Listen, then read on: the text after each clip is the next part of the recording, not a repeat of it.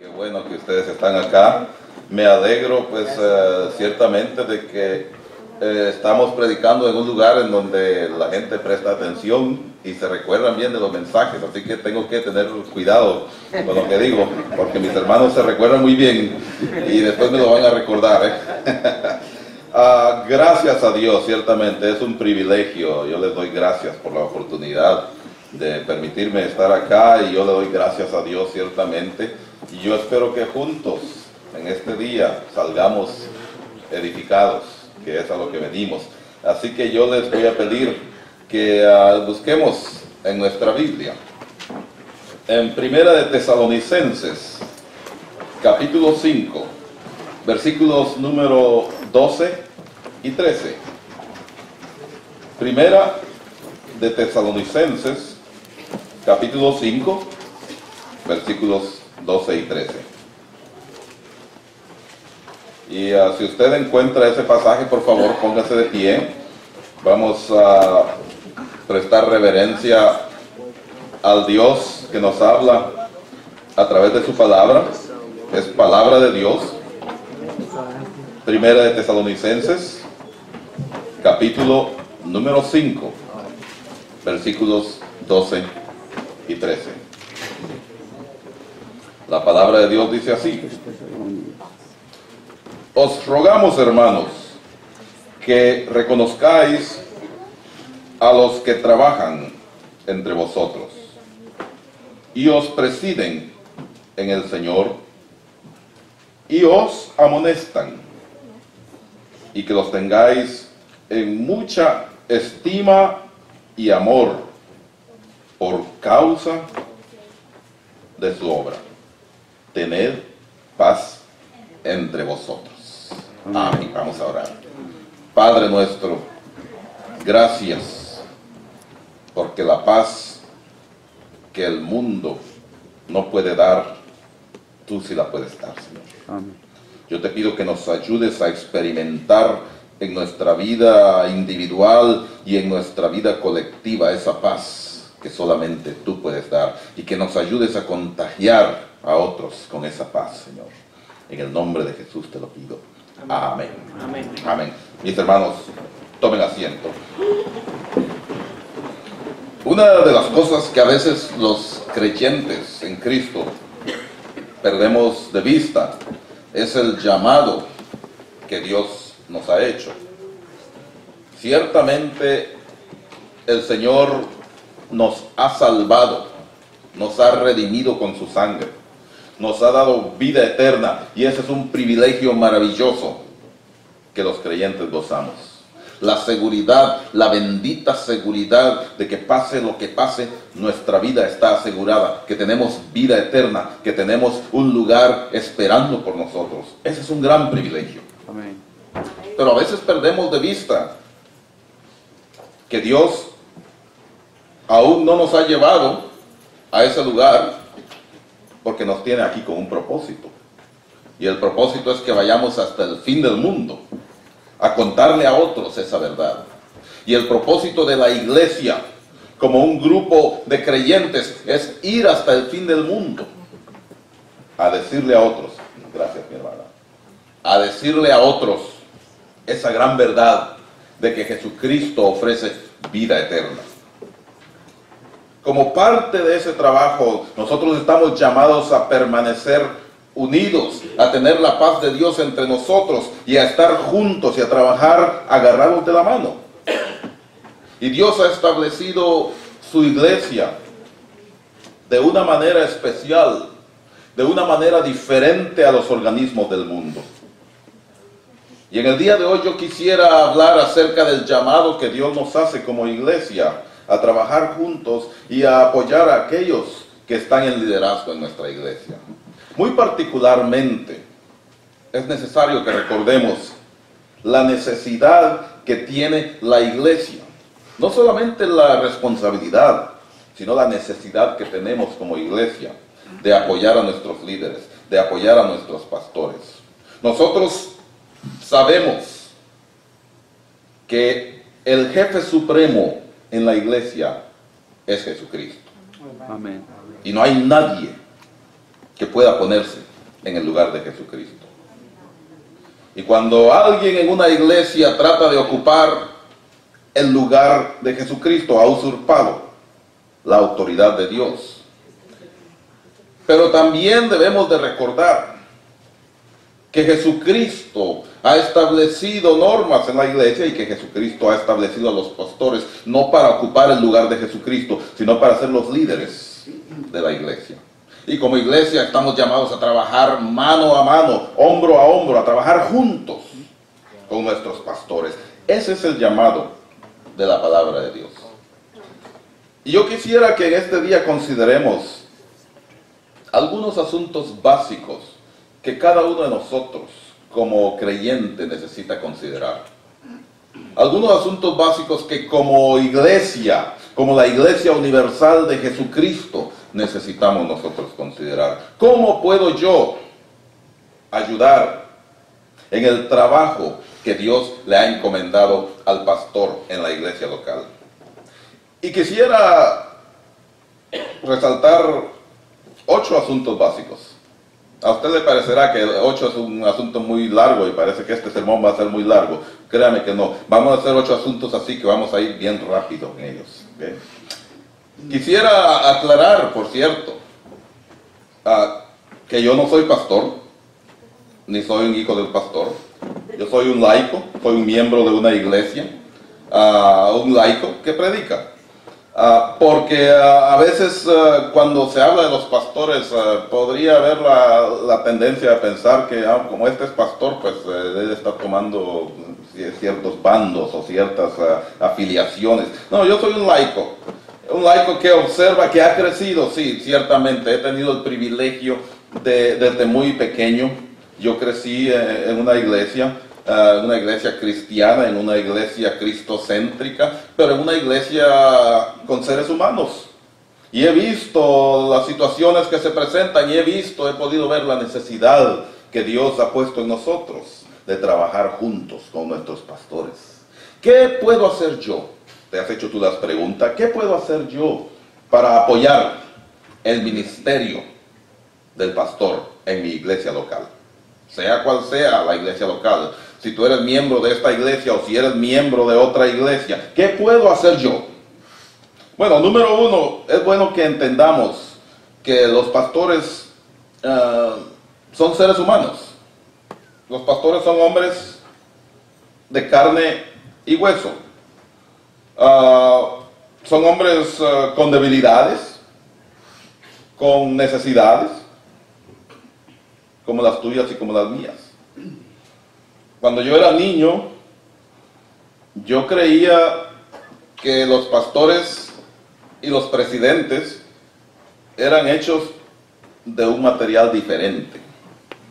Entonces yo creía que eran unos superhombres que poseían cierto material que yo no tenía. Y entonces yo empecé a ver, conforme fui creciendo, empecé a ver las barbaridades que hacían los presidentes y dije, no, los presidentes son también de carne y hueso, son hombres débiles como yo. Y empecé a descubrir entonces que ciertamente los pastores son personas, seres humanos con debilidades. Y nosotros debemos, como creyentes, entender estas cosas. Hay una diferencia, no te equivoques. Cuando un pastor está en una iglesia porque ha sido llamado por Dios, Dios le ha dotado de cierta sabiduría, Dios le ha dotado quizá con habilidades que él no tenía, y Dios le ha dotado la autoridad que él ha impuesto para dirigir a un rebaño de seres humanos. Pero los pastores tienen una tarea muy difícil, que es dirigir a un rebaño no de ovejas, sino de seres humanos.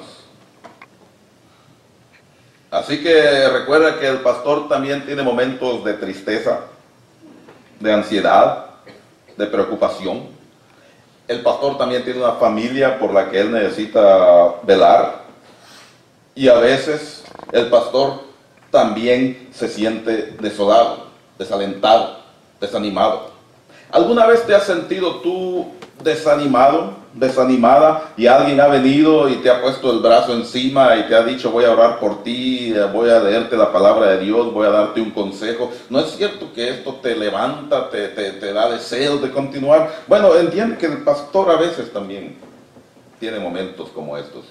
Y uno de los problemas que tienen los pastores es que a veces ellos no tienen a quién ir en estas situaciones.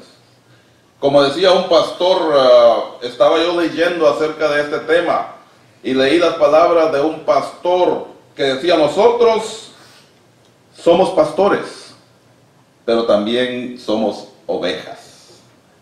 Y se nos ha dado una tarea que es humanamente imposible. La tarea de pastorear a personas imperfectas, cuando nosotros mismos también estamos llenos de imperfecciones.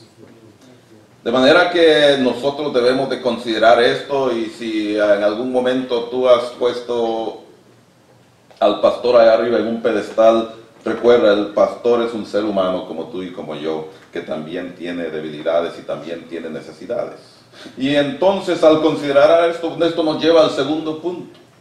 ¿Qué debo de hacer yo para apoyar al pastor en mi iglesia local? Bueno, lo más importante que tú puedes hacer por tu pastor es orar por él. Ora por tu pastor. Él lo necesita. Él lo necesita más que todos, porque cuando Satanás va a atacar la iglesia, ¿por dónde tú crees que empieza? Empieza por el pastor. El apóstol Pablo conocía esto muy bien, muy de cerca.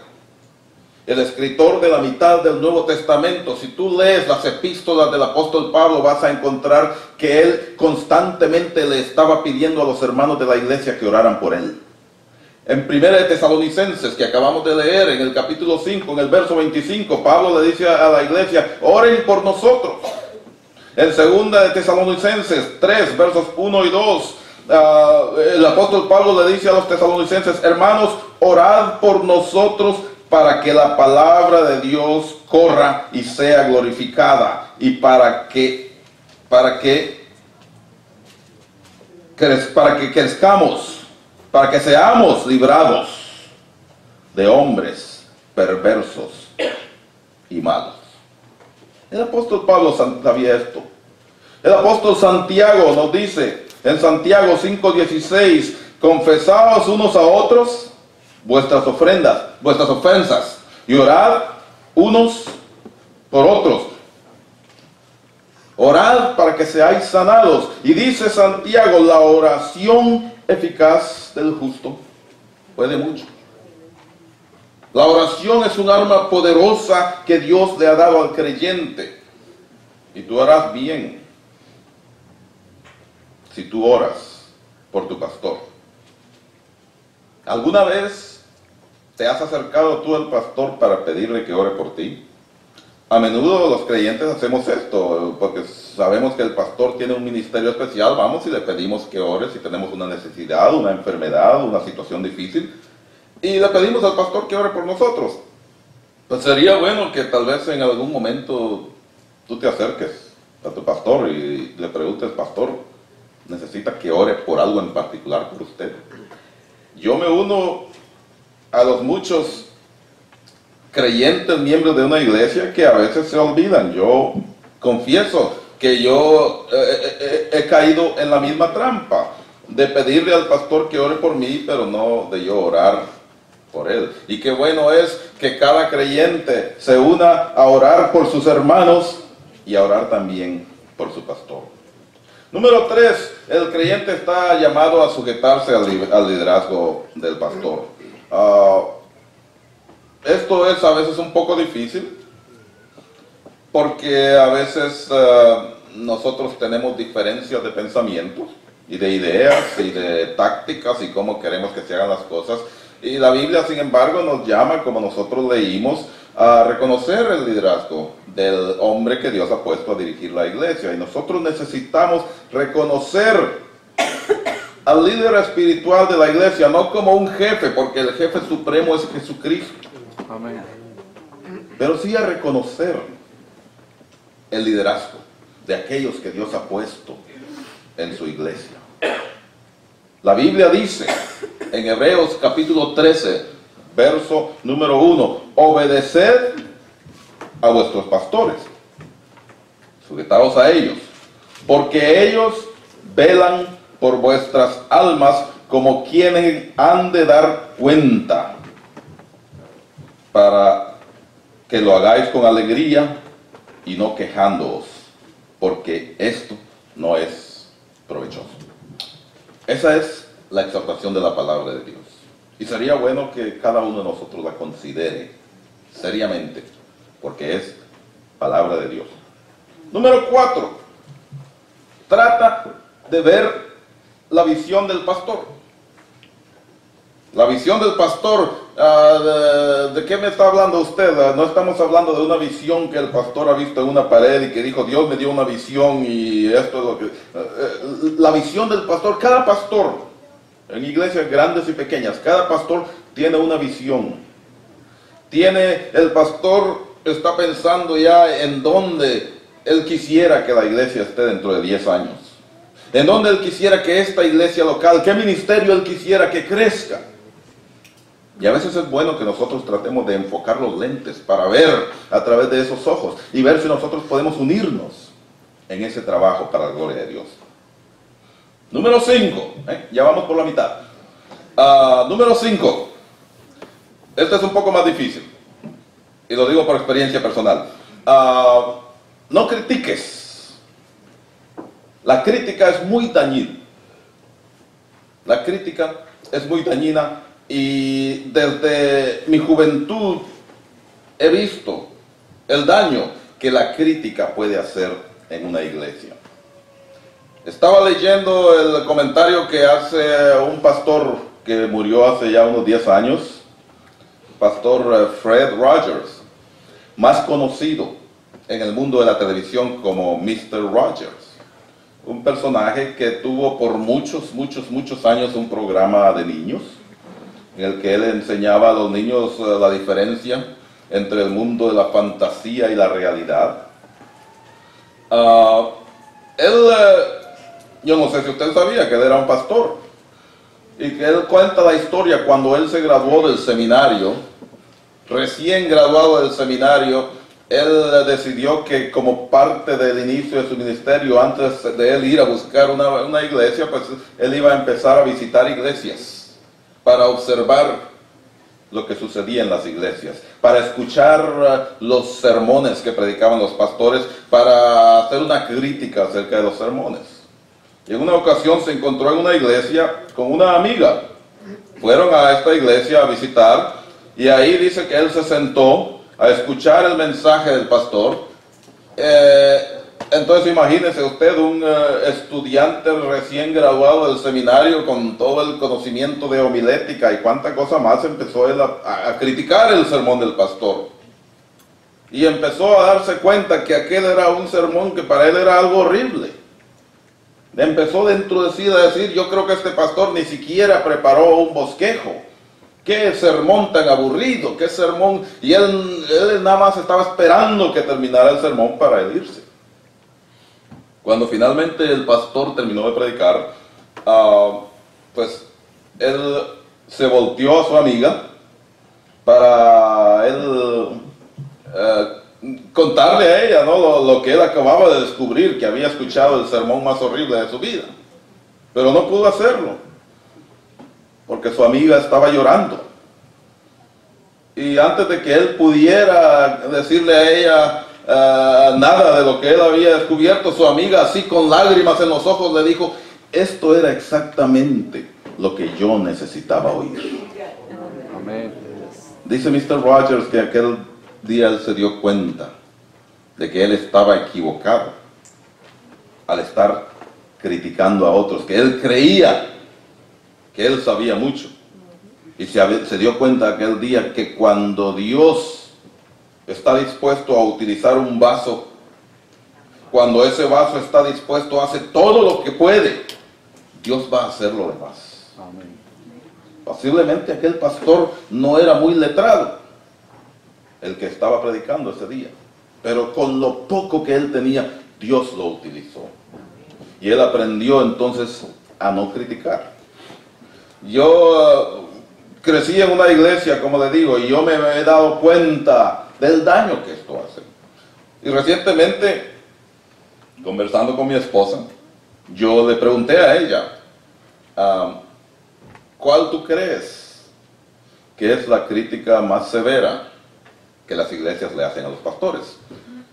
Mi esposa también creció en una iglesia bautista en otro país, de manera que usted se dará cuenta que las mismas cosas suceden en todos los países, porque ella y yo crecimos en diferentes países y pues no nos venimos a conocer hasta que éramos adultos. Yo le pregunté, ¿cuál es la crítica más severa en tu opinión? Ella lo pensó por un momento y luego me dijo, bueno, yo creo que la crítica más severa que las iglesias le hacen a los pastores es la crítica que le hacen a la familia del pastor. Y yo lo pensé por un momento y me di cuenta y dije, ciertamente, estas son palabras muy sabias, porque en mi propia experiencia como niño yo pude ver lo mismo. A menudo nosotros podemos ser muy, muy severos en la crítica que se le hace a la familia de los pastores. Yo crecí en un pueblo, ¿sabe? Mi madre murió cuando yo tenía 7 años y mi padre tuvo que venirse a este país como muchos otros y por muchos años él no podía viajar, yo no lo vi. Yo crecí con mi abuela y ahí crecí en un pueblo muy pequeño y tenía el privilegio de que nosotros vivíamos enfrente de la iglesia. De manera que mi abuela nos crió allí, nos llevó a la iglesia. Aunque ahí mis hermanos y yo desarrollamos ciertos hábitos por vivir enfrente de la iglesia, malas costumbres, ¿no? Que nosotros, aunque ya estábamos listos, nosotros esperábamos a que empezara el culto para entonces salir de la casa e irnos a la iglesia. Y todavía llegábamos cuando estaban empezando el culto, porque allá pues usted posiblemente podrá entender lo que yo estoy diciendo. Allá se abren las ventanas y se ponen las bocinas ahí en las ventanas para que el pueblo entero escuche el mensaje. ¡Qué maravilloso! Y entonces nosotros oíamos cuando el director del culto se paraba y decía, hermanos, que el Señor les bendiga. Ahí salíamos todos corriendo de la casa. Vivía en un pueblo donde me parece que la gente era muy machistas también, porque había muchas niñas en la iglesia, pero los niños varones nunca iban a la iglesia. Y entonces mi hermano y yo éramos los únicos varones de esa edad, y el pastor tenía a sus hijos, ahí también tenía 2 hijos varones que se hicieron muy amigos míos, y yo me hice muy amigo de ellos. Era un cierto ambiente también muy estricto, donde a los niños creyentes no se les permitía ir y jugar con los niños que no eran de la iglesia, porque pues había cierta idea, y creo que tiene mucha razón este concepto de que el niño con los que se junta se le va a pegar lo que está viendo allá, las malas costumbres, y ahí eran niños muy mal criados. ¿Sí? Pero yo tenía el problema que a mí me gustaba siempre, desde muy pequeño me gustó el fútbol. Y yo tenía que ir a jugar con los demás muchachos, a jugar fútbol, y todas las tardes yo me esperaba para llegar a eso. Pero antes de que llegara el fútbol, pues yo estaba siempre ahí jugando con los hijos del pastor. De manera que yo logré penetrar las paredes de una familia pastoral, y yo me metía en su casa, yo entendía, yo veía las cosas que estaban sucediendo, y pude ver desde muy cerca las presiones que tiene un niño cuando es un hijo o una hija de un pastor. Y estos niños, pues ellos eran muy criticados. Cualquier cosa que hacían, todo el mundo, en un pueblo tan pequeño, todo el mundo estaba ahí esperando para decir el hijo del pastor, la hija del pastor. Yo pude ciertamente contemplar lo severo que el mundo puede ser, lo cruel que el mundo puede ser contra los pastores y contra sus familias.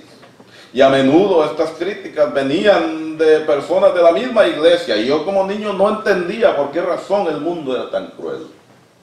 Y más adelante vino otro pastor, el pastor Nicolás Durán, que tenía un hijo que ya estábamos creciendo, ya su hijo era adolescente. Y su hijo entró en una etapa de rebeldía tal que él ya no quiso ir más a la iglesia, desafortunadamente, y eventualmente su hijo terminó yéndose de la casa por las presiones que el mundo le ponía, porque yo andaba jugando con ellos en la calle y yo observaba cómo cada vez que aquel muchacho hacía algo que para todo el mundo era normal, todos lo empezaban a criticar porque era el hijo del pastor. La crítica es muy severa y Satanás puede usar la crítica para destruir. Y yo creo que nosotros no queremos hacer estas cosas. De manera que, mi hermano, considera la palabra de Dios y pregúntale al Señor, que tiene todas las respuestas, en dónde estoy yo como persona, qué puedo hacer para mejorar mi relación con la familia de la iglesia, que es la familia cristiana, y qué puedo hacer para mejorar mi relación, para ayudar al pastor que Dios ha puesto en la iglesia. Y esto nos lleva al punto número 6, que es que ciertamente, si nosotros debemos de rechazar la crítica, ciertamente debemos de rechazar el chisme. El chisme es el arma número 1 que Satanás utiliza para destruir las iglesias. Y lamentablemente, los cristianos somos seres humanos y a veces somos muy débiles y podemos caer en la misma trampa. Y recuérdalo, mi hermano, si tú eres un creyente nuevo, si tú eres una creyente nueva, el chisme es un arma que Satanás utiliza para destruirnos. En los años que yo he vivido creciendo en una iglesia, yo lamentablemente he experimentado por lo menos 2 situaciones en las que yo estuve sentado ahí en un banco de una iglesia que se dividió. Literalmente una iglesia dividida, en donde la mitad dijeron nos vamos de aquí, y todo. En esas situaciones, en ambos casos, yo pude observar que todo empezó por un chisme, por algo que alguien se inventó o por algo que alguien exageró e hizo mucho más grande. Y qué triste fue para mí en una de esas 2 situaciones en las que a mí hasta algunos me dijeron, tú tienes que irte con este grupo, con el grupo que se va a ir, y se fueron por allá a formar su propia iglesia. Y yo no sabía qué hacer, y yo lamentablemente terminé básicamente yéndome de esa iglesia, no quedando con ninguno de los 2 bandos, porque había ahí 2 bandos divididos y yo tuve que ir a otra iglesia, a buscar otra iglesia. Lamentable. Aquel grupo, yo después, al correr 2 años, supe que formaron una iglesia ellos mismos, y después cada cual agarró por su camino y terminaron cada cual buscándose otra iglesia, porque eso no llegó a nada. Esa es la división que Satanás siembra en la iglesia. Recuerda, la iglesia tiene un enemigo, y ese enemigo es Satanás. Y Satanás puede utilizar esto, la crítica y el chisme, como un arma para dividir las iglesias. La Biblia dice en Proverbios, libro de Proverbios, capítulo 21, verso 23. Proverbios 21, 23 dice, el que guarda su boca y su lengua, su alma guarda de angustia. Esas son palabras muy sabias, Proverbios 21, 23. De manera que mi hermano, mi hermana, si tú escuchas por ahí un chisme, responde con un comentario positivo. Si tú escuchas información incorrecta, corrígela. El cristiano está llamado a actuar de una manera positiva. Y recuerda la exhortación de la palabra de Dios en Santiago. Santiago capítulo 1, verso 26. Escucha bien, porque esto no es palabra de este servidor tuyo, es palabra de Dios. Santiago 1:26 dice, si alguno se cree religioso y no refrena su lengua, su religión es vana. En otras palabras, dice ahí que si alguno es muy religioso, pero brinda su lengua para el chisme, está perdiendo su tiempo, porque esa religión no sirve para nada. El llamado de la palabra de Dios es a que nosotros corrijamos esas cosas. Recuérdate, no me canso de decírtelo, el arma número uno que Satanás usa para dividir y para dañar y para estropear a las iglesias y el trabajo que el Señor está haciendo a través de ellas es el chisme. Así que ten cuidado con ello. No permitas que Satanás venga por ahí con una trampa para tu vida. Hazle un alto. Número 7. Echa en la basura la regla de medir. El consejo que nos dio Mr. Rogers, debemos de aplicarlo al pastor que Dios ha puesto en tu iglesia local. No compares, porque cada individuo es diferente y Dios los utiliza tal y como ellos son. De manera que no caigamos, mis hermanos, en el error de comparar y decir, bueno, este pastor es mejor que aquel porque este tiene esto, porque este habla así, porque este no dice tal cosa. No compares, no pongas medida. El único que puede hacer eso es Dios, porque Él sí nos conoce por dentro, porque Él nos hizo, y Él nos hizo de la manera que Él nos hizo, y Él nos ha hecho diferentes, con un propósito, y Dios utiliza no solamente las cosas fuertes que nos dio, Dios utiliza nuestras debilidades también para su gloria y para el engrandecimiento de su reino. Finalmente, número 8, acepta la exhortación de tu pastor. Aun cuando lo que escuches no sea muy agradable. A veces el pastor tendrá que decirte, quizá desde este púlpito como grupo, o quizá de una manera más individual, el pastor tendrá que decirte a ti cosas que a tus oídos no son muy agradables. Y debemos de aceptar la exhortación y aceptarla como palabra de Dios. Acepta la exhortación de tu pastor y haz algo al respecto. A menudo no nos va a gustar.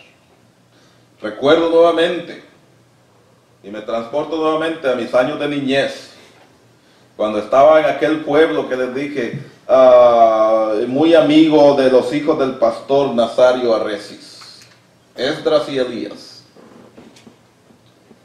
Yo era el único amigo que ellos tenían, y en una ocasión yo recuerdo que uno de ellos, el que menos yo esperaba, porque me parecía que era el menos rebelde, en una ocasión cuando ya yo tenía quizá unos 12 años, estaba yo ahí enfrente de mi casa cuando vi que salió Esdras corriendo de su casa.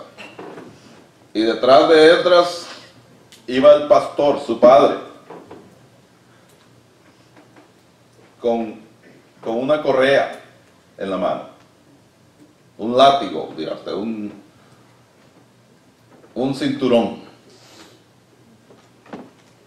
Y salieron corriendo los dos y yo no pude sostenerme y yo empecé a correr junto con el pastor.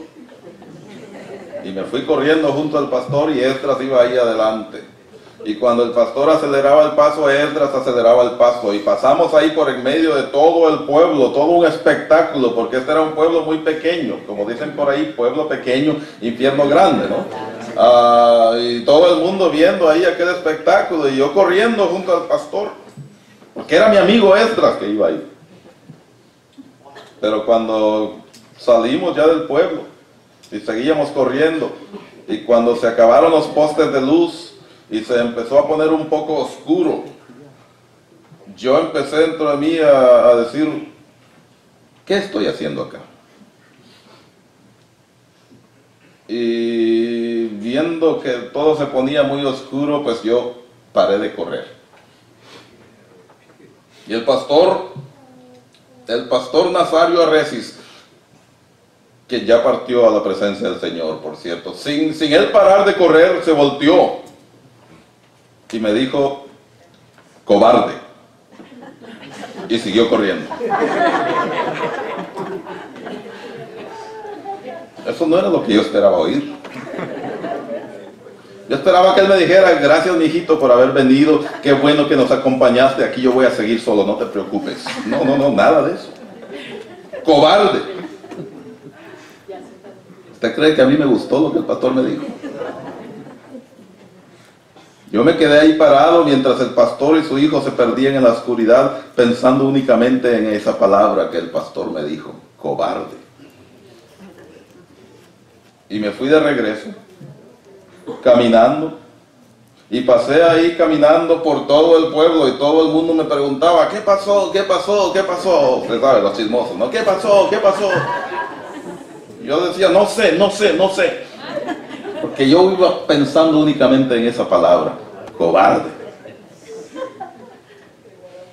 Y algunos dirían, ese es un abuso decirle a un niño de 12 años, cobarde. Eso va a crecer toda su vida frustrado, traumado, cuánta cosa más.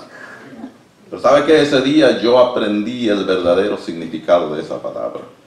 Yo aprendí que el que empieza y se queda a medio camino es un cobarde. Amén. Y aunque no me gustó lo que el pastor me dijo,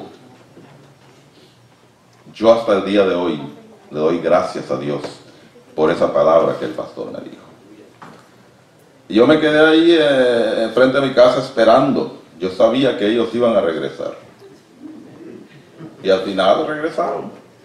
Y ahí venía Esdras llorando.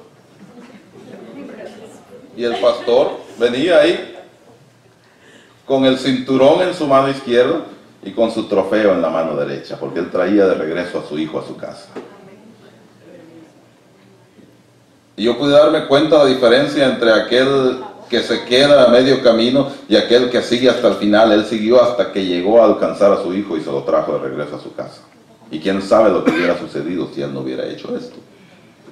Pero lo que yo quiero enfatizar es la importancia de tú estar dispuesto, aunque en tus oídos eso suene muy feo, a recibir la exhortación del pastor como palabra de Dios. Y quizás si tú no eres aún un creyente en Jesucristo, vas a escuchar al pastor decir cosas feas. Posiblemente vas a escuchar al pastor decir que si tú no has aceptado a Jesucristo, estás condenado a morir eternamente. No es agradable, pero es la verdad que Él está llamado a decirte. Y yo te lo recuerdo ciertamente en el día de hoy. La Biblia dice en Isaías capítulo número 53, verso 6, que todos nosotros nos descarriamos como ovejas. Todos nosotros delante de Dios somos pecadores, todos nos descarriamos. La Biblia dice en Romanos 3:23, porque todos hemos pecado, todos somos pecadores y por lo tanto todos estamos destituidos de la gloria de Dios. Eso no es muy agradable, pero si tú escuchas al pastor decirlo, es la verdad que habla la palabra de Dios y Él está llamado a decirte esta verdad. Y yo te digo a ti esa verdad ciertamente, que si tú no has encontrado a Jesucristo, el Salvador, el único que te puede librar de ese hoyo en donde tú puedes caer, tú necesitas a Jesucristo. La Biblia dice en Juan 3:16 que Dios te amó de tal manera que Él dio a su Hijo, Él envió a su Hijo, aunque tú, igual que yo y todos los demás éramos pecadores, Él envió a su Hijo por ti, para dar su vida, para derramar su sangre por ti. No pienses en los demás, no estés mirando a los demás, no estés reflejando en otros. Mira tu vida, mira tu condición, y si tú no tienes a Jesucristo en tu vida, ciertamente tú estás condenado, tú estás condenada a morir eternamente. Y duele decirlo, pero es la verdad que Dios nos ha llamado y la verdad que Dios ha llamado a tu pastor a anunciar. La buena noticia es que tú puedes tener esa vida eterna si tú aceptas a Jesucristo. Amén. Si tú recibes a Jesucristo en tu vida, si tú simple y sencillamente recibes el regalo que Él mandó, que el regalo que Dios mandó en la persona de su Hijo, gloria a Dios, tú serás salvo. Tú serás salva. Tú tendrás tu vida eterna garantizada, no por lo muy bueno, por lo muy malo que tú seas, sino porque el supremamente bueno, Jesucristo, Dios mismo, vino a dar su vida por ti, por tus pecados. Gloria a Dios. Y Él te ofrece esa vida eterna. Y si no lo has considerado, yo te invito a que lo consideres. Porque allí donde tú estás, en cualquier lugar donde tú estés escuchando, allí donde tú estás, tú puedes orarle a Dios. Allí tú puedes pedirle perdón a Dios. Ahí tú puedes arrodillarte. Y si no puedes arrodillarte, tú puedes arrodillar tu corazón y decirle: Dios mío, perdóname por mis pecados. Quiero que Jesucristo sea mi Salvador. Y si no lo has hecho, yo te invito a que lo hagas. Yo les voy a pedir que oremos en este momento. Inclina tu cabeza ahí donde tú estás. Y considera no al personaje que está parado aquí hablándote. Considera al personaje de personajes, a Jesucristo. Y pídele que a través de su Espíritu Santo Él hable a tu vida y te muestre qué puedo hacer yo mejor para ayudar en la labor que Dios le ha dado a la iglesia de Jesucristo. ¿Qué puedo yo hacer mejor para apoyar al pastor que Dios ha puesto a dirigir la iglesia local? ¿Qué puedo hacer? Y deja que Dios te hable a través de su palabra, a través de su Espíritu. Vamos a orar. Padre nuestro, yo te doy gracias. Yo te doy gracias por tu palabra. Tu palabra que a menudo es muy severa, pero que es tu Espíritu Santo el que hable a cada uno de nosotros. Yo recuerdo que cuando tu Hijo Jesucristo estuvo caminando aquí en la tierra, a menudo dijo palabras muy severas que a sus discípulos no les gustaron y que quizás a nosotros no nos gusten.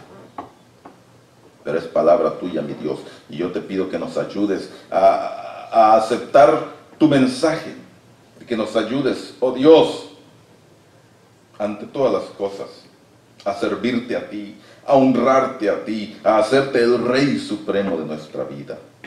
Oh mi Dios, yo te pido por esta iglesia que por años ha batallado para predicarle a un pueblo tan rebelde en donde está localizada. Yo te pido que nos ayudes, oh Dios, a romper las paredes que están impidiendo llegar a esos hogares donde hay tanta necesidad, y que nos ayudes a ir, Señor, con valor, sabiendo que eres tú el que salvas a las personas y no nosotros. Oh mi Dios, si aquí hay una persona que aún no te conoce, joven o grande, niño o adulto, yo te pido que en este momento con tu Espíritu Santo tú le hables, tú instruyas su corazón, tú instruyas su vida y le ayudes, mi Dios, a encontrar la verdad que solamente se encuentra en Jesucristo y en tu palabra. Dios mío, yo te pido por esta congregación y te pido por su pastor y te pido, Señor, que tú sigas glorificándote y que siga creciendo para tu gloria y solamente para tu gloria, amigos. Y que todos los ministerios los bendigas, porque sin tu bendición no somos nada, mi Dios, pero con tu bendición todo lo podemos en Cristo que nos fortalece. Gracias te doy, mi Dios, gracias, muchas gracias por permitirnos la libertad de estudiar tu palabra en público y sin impedimento. Gracias, mi Dios, te doy en el nombre de Jesús. Amén. Amén. Que Dios me les bendiga.